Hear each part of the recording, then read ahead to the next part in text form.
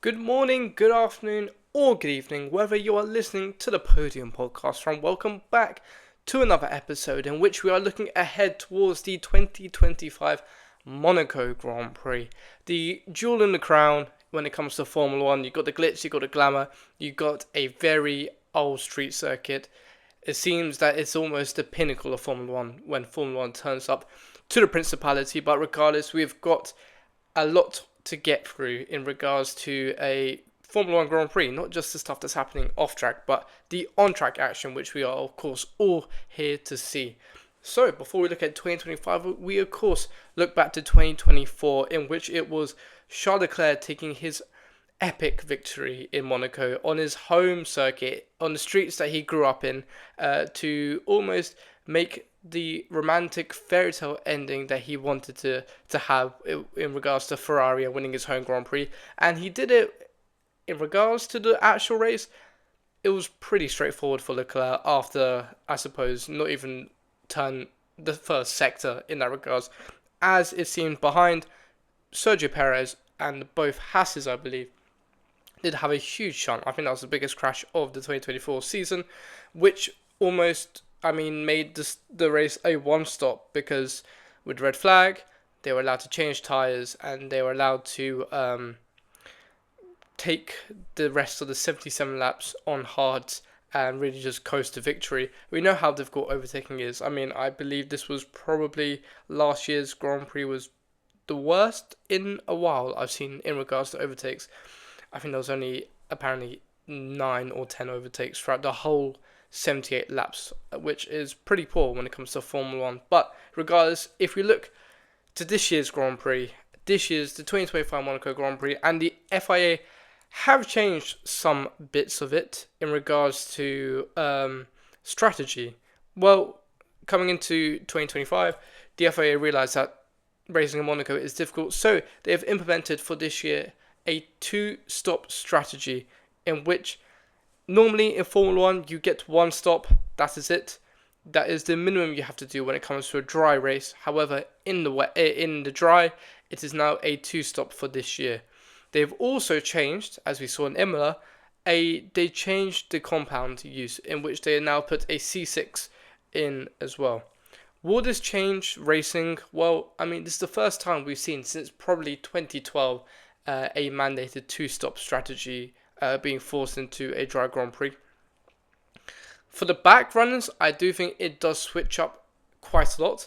People can take more risk in their strategy if they have a poor qualifying to try and make something work and then hopefully luck out with a safety car or even a red flag. But at the front, will it change?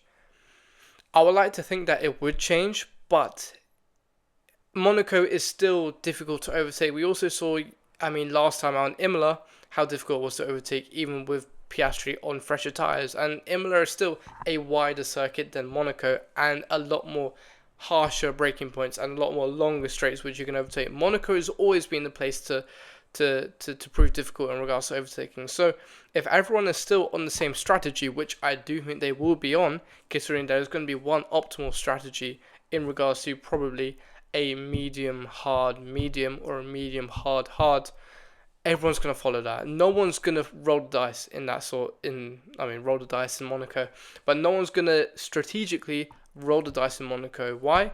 Because the high risk does not match the reward. It's still difficult to overtake. If we look at Piastri and how difficult he managed to find it in overtaking in Imola, it's going to be even worse around the streets of Monaco. So I do think it's still going to be a straightforward Grand Prix for at least the top 10 who are comfortably in the points. Hopefully this means that, F1 do have to change something in regards to Monaco in general. But regardless, qualifying is still going to be amazing around there, which is always a spectacle in itself. If we look at also, it's a different type of street circuit coming into this weekend. Nowhere, I would say, the only place that is really like it is Singapore. But this is a different challenge in itself. There's so much concentration around there. Strategy might not be a big of a factor, but still, just to test the driver's skill around there is quite, for me, impressive in itself, and that's why I think it should still remain on the calendar. You have, of course, the off-track action, but I still think on-track qualifying is the best that you will ever see in Monaco, in Formula One, and also it does prove a test for the drivers mentally and in regards to endurance. Yes, it might not be a lot of on-track action, but still, just for the driver, it's impressive to see them go up against the wall over 78 laps without fail. A lot of special liveries coming into this weekend. Off track, there's been a lot in regards to the new Formula One movie, which is coming out around this time next month. But apparently, this weekend they did have yesterday they did have a private screening for the Formula One drivers and the rest of the Formula One cohort in that VIP section of the paddock. It was attended by all the drivers except for reigning world champion Max Verstappen, who was seen to be playing iRacing still in his house in Monaco and not going to the premiere, which is, I suppose, typical Max Verstappen or typical Franz Hermann fashion. But it is still quite funny to see that Verstappen really does take his racing extremely seriously and does not really care about any sort of movie and will rather get on with the work itself, which is fair enough. We'll see what he can do and produce this weekend. Let's go to predictions then, because it is the fun part of it. Let's go for P5 and P4, and I'm putting ex-teammates Carlos Sainz to finish 5th in qualifying and Charles Leclerc to finish 4th in qualifying. Top 3, it will be a mix of both McLarens and a Red Bull driver. Which way around? You find out. I've put Lando Norris in P3, Max Verstappen in P2, and Oscar Piastri to take pole around the streets of Monaco. Now let's go to the race in general. Do I think that the order will change? Yes, I do. I do think that the order will change quite considerably. In regards to Albon will finish P5, whilst Max Verstappen from 2nd will go down to 4th and finish outside the podium in Monaco for the 2nd time in a row, actually. Now, the top 3, who do I say? I think it will be Charles Leclerc will make it 2 podiums in a row in Monaco. In its home Grand Prix, it won't be a race win. However, it will be a very decent podium in what has been a very difficult start for Ferrari.